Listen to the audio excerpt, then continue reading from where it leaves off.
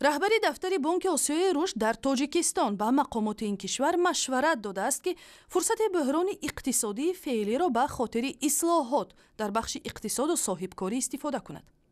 дар як даъваташ, ки дар сомонаи Бонки Осиёи рушд дар остонаи ҷашни Наврӯз нашр шуд, оқои Сисию аз таҷрибаи буҳрони солҳои 2008 ва 2009 ёдовар шуда гуфтааст, ки он солҳо низ ҳаҷми пулҳои интиқолии муҳоҷирони корӣ то 35% коҳиш ёфт, ки дар натиҷа сомонӣ пули миллии ин кишвар 28% қурби худро аз даст дод.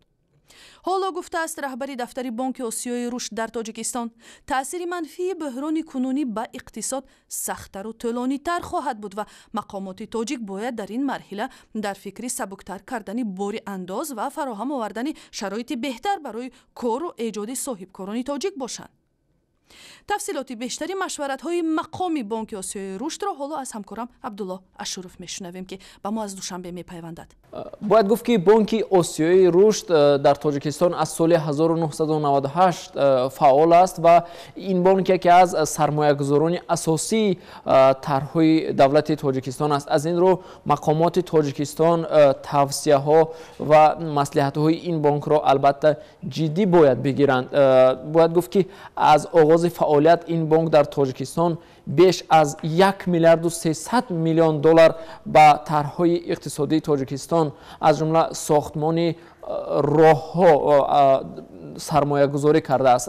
ахиран масалан роҳи аз навсозии роҳи айни Панҷакен маҳз бо сармояи ин бонк дар Тоҷикистон роҳандозӣ карда шуд ва таъкиди Бонки Осиёи рушд ҳам сари ислоҳот дар Тоҷикистон аз он хотир аст, ки ин бонк барои гузаронидани ислоҳот ба Тоҷикистон сармояҳои зиёде ҷудо мекунад. аз ҷумла дар соли гузаштаи 2015 маҳз Бонки Осиёи рушд дар Тоҷикистон барои тақвияти ҳимояи бизнес дар Тоҷикистон 60 миллион доллар ихтисос дода буд.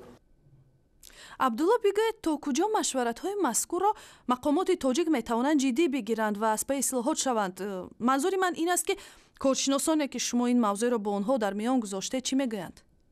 албатта он коршиносоне, ки мо имрӯз бо онҳо суҳбат кардем, онҳо ҳам аз ин тавсияҳое, ки Бонки Осиёи рушд ба давлати Тоҷикистон додааст, ҷонибдорӣ мекунанд ва мегӯянд воқеан Тоҷикистон бояд таъҷилан ин тавсияҳоро рӯи даст бигирад, ин тавсияҳоро ба инобат гирифта ислоҳоти густурдаро амалӣ кунад, чунки бизнес, умуман соҳибкорӣ, корхонаҳои хурду миёна дар Тоҷикистон ба гуфтаи коршиносон аз тафтиши зиёди ниҳодҳои давлат умуман аз мизони баланди андоз хаста шудаанд ва ин тафтишҳо ба онҳо имкони рушдро намедиҳад. аз ин рӯ коршиносон ҳам бар ин назар ҳастанд, ки воқеан фурсати он расидааст, ки давлат як барномаи фарогири ислоҳоти иқтисодиро дар кишвар раҳандозӣ кунад. ташаккур. ҳамкорам Абдулло Ашуров аз Душанбе бо мо суҳбат мекард.